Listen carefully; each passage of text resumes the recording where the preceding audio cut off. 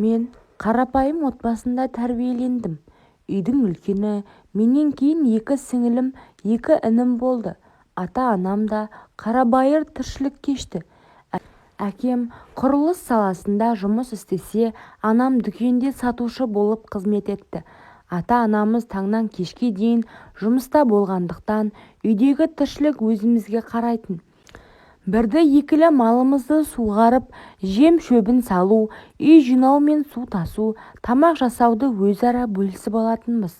Сабағымызды өзіміз оқып, бір-бірімізге қарасып өстік. Екі ініміз кішкентай болды. Сіңілдеріміз арамыз 2 жастан еді.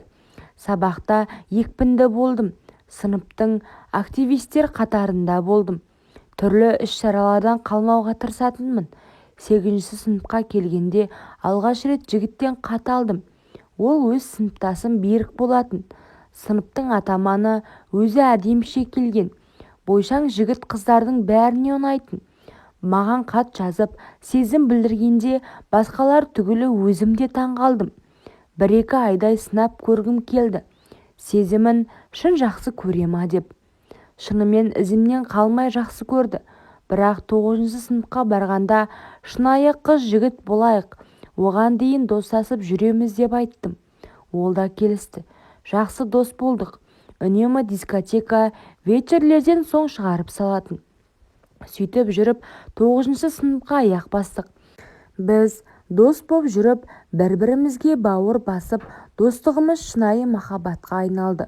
Құшақтап, тек әрі аспайтын Берік. Бір күні дискотекадан қайтып келе жатып, бір ықпана жерге тоқтадық. Әңгіме айтып тұрған маған жақындап келді де жапса кетті. Осы нәрсені күттім ғой жаным деді. Алғаш рет ұнаған екеумізге әрі қызық, әрі тәтті нәрсе болды. Екеуміздің деміміз жиілеп, бір құшаққа айнала бастадық. Ол жаймен мойнымнан ұстады. Үстімнен мұң құмырсқа жыбырлап өткендей болды.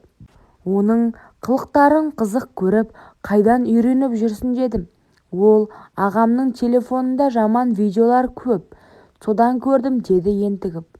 Бір уақытта ол маған мына жеріңнен сүйейінші деді. Қойшы, ұяламын дедім. Ұялмашы, сен менікісің ғой, кейін екеуміз үйленеміз ғой деп кофтамды ашты. Мен мұндайды бірінші рет бастан кешкендіктен күшті сезім тұла бойымды шарлап барады. Дауысым шыға бастады. Ол бір уақытта жерге жатайықшы деді. Шошып кетіп болмайды деп едім. Ештеңе істемеймін, тек сыртынан көремін деді. Жерге олимпикасын төсеп, мені жатқызды. Осылайша қалай беріліп қойғанымды білмей қалдым. Қалтасынан қағаз алып сүртті де орнымнан тұрғызды. Сөйтіп үйге қайттық. Одан кейін біздің кездесуіміз жиілей бастады. Анам түнгі смендерге кеткенде әкемде жиі болмайтын. Бауырларымның тамағын беріп, жатқызып, Берікпен кездесуге шығатынмын. Бірде сарайдың, бірде моншаның ішіне барып жүрдік. Ол болса сыртынан жасағанға мәз. Маған да онымен болған ұнайды. Кейде салса екен дейтінмін. Бірақ абыройынан айырылып қаламын деп қорқатынмыз. Екеуміз 1 жылдай солай жасап жүрдік. 10-шы сыныпқа аяқ басқанда Берік мектеп бітіре сала үйленейік, оқуға бірге кетеміз ғой. Ақыры үйреністік қой. Мен сенікін алайын деп қоймады. Мен кейінге ысырып оңаша үйде болармыз дедім. Іздегенге сұраған. Бір күні анам мен әкем нағашыларымның ауылына тойға кететін болды. 2 інімді де алып кететін. Мен іштей қуандым.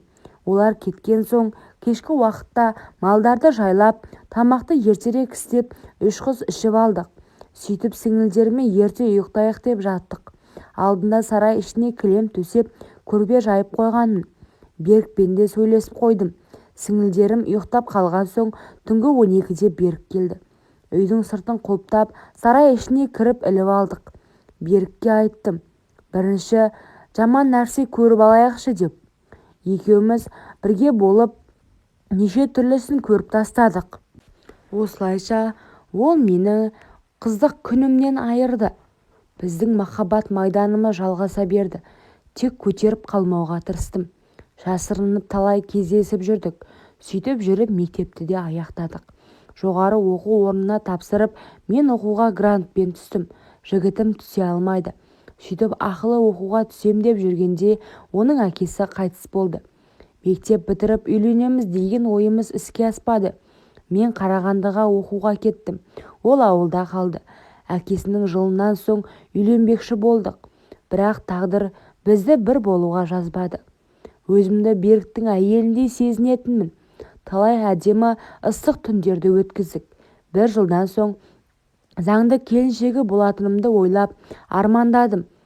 Және үйленерімізге сенімді болдым. Бірақ тағдыр бізге басқа тосынсый ұсынды. Бір күні группалас қыздың ауылына туған күнге бардық. Туған күнге группаласының сыныптастары да келді. Олармен танысып, сөйлесіп, қызықты кеш өтіп жатты. Туған күнді көлдің жағасына барып жалғастырайық деп біреу ұсыныс айтты. Содан бәріміз көлдің жағасына бардық. Ойнадық, биледік. Қайтар уақытта біреусі, қыздар, машинамен жеткізіп тастайын, келіңдер деді. Ойымызда ештеңе жоқ. Улап-шулап 3 қыз міндік. Машинаның алдында бір жігіт отырды. Олар ауылға кірді де группаласының үйіне емес басқа көшеге түсті. Сөйтіп шарбағы ашық бір үйдің алдына тоқтады да күте тұрыңдар деді. Үйден жаулық алған 3-4 адам шықты да машинаның есігін ашып, қайсысы деді. Ештеңе түсінбей бір-бірімізге жалт қарадық. Жігіттер ортадағы деп мені көрсетті. Мен аузымды ашам дегенше орамалды басыма жауып жіберді де есіктен сүйрелей шығарып алды. Мен қарсыласы байқайлап, жылап үйге кірер емеспін. Сөз байласқан жігітім бар, жіберіңдер деді. Олар тыңдамай, бәріміз де осылай келгенбіз деп үйге сүйреп кіргізді. 2 сағат қарсыласқан менің күш-қуатым қалмады. Жылап әлсіреп қалдым. Қуғыншылар келсе солармен еріп кетем. Егер Берік естісе, мені ап кетер деп ойладым. Бірақ Берік келмеді. Маған бақыт тілеп хат жазыпты. Содан кейін өмірімде түк мән мағына қалмағандай сезіндім. Тойдың қалай болып, қалай өткені есімде жоқ. Есі ауып қалған адамдай тұр десе тұрып, отыр десе отырып жүре беріппін. Күйеуімнің қандай екенін неке түні болатын кезде көрдім. Түрі қап-қара, бойы сәл менен кішілеу жуас жігіт екен. Ауырып тұрмын деп теріс қарап жатып қалдым. Ол да үндемей жатып қалды. Күйеуім ақылы бар жігіт боп шықты. Қашан мен дайын болғанша күтті. Қасыма 1 ай жолатпай, 1 айдан соң түрін аяп, тағдырыма көніп, бірге болуға көндім. Қызығымның жоқ екенін білдіртпеу үшін өтірік ауырсынып жылап, оған білдіртпей табанымды тіліп жібердім. Көрпедегі қанды көріп ол мәз. Бірақ онымен болған күн маған ұнамады. Арғы жағы да кішкентай, өзі сияқты. Берік тікіндей болмады. Айырылып кетейін десем, ел-жұрттан ұяламын. Әке-шешемді абыройсыздыққа ұшыратқым келмейді. Оқуымды сырттайға ауыстырып алдық. Күйеуімнің табысы бәріне жеткілікті. Үй, машинамыз бар, бірақ сәби жоқ. Үйленгенімізге 2 жыл болса да әлі көтермедім. Мүмкін қанағаттанбағандықтан шығар. Күйеуімнің мінезі маған жақсы. Маған әрқашан қамқор, қалағанымды әперіп отыр. Бірақ менде оған деген махаббат жоқ. Жақында ауылға барып қайттым. Берікті көрдім бетпе-бет. Ол да үйленген. 2 баласы бар екен. Кейін естідім. Менімен жүргенде көрші ауылдың қызына барып, оны 2 қабат етіп қойыпты. Ол қыз алмасаң соттатамын деп қорқытқан екен. Сондықтан мені алып кетуге келе алмапты. Оның жүзінен бақытты көре алмадым. Етегімді ең алғаш көтерген сол еді. Түрін көріп қатты сағынғанымды түсіндім. Оның ыстық құшағын сағындым, аңсадым. Амал қанша, ішімнен жылап, тынып ауылыма қайттым.